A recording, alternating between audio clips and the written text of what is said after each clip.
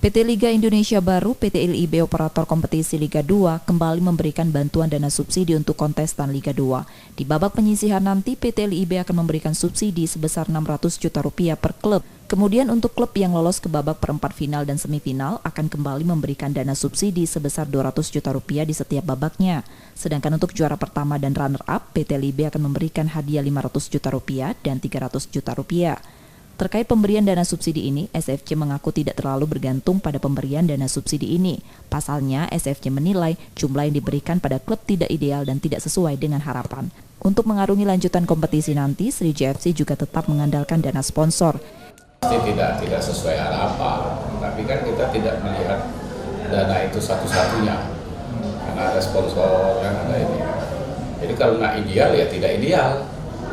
Duit sebesar itu kan. Tetapi kalau kita tidak melihat itu karena kita fokus kepada duit sponsor saja. Hingga saat ini, manajemen Sriwijaya FC mengaku tetap mendapat dukungan dari sejumlah sponsor tradisional yang sudah lama bersama Laskar Wongkito. Selain itu, manajemen SFC juga mengakui mendapat suntikan dari beberapa sponsor anyar.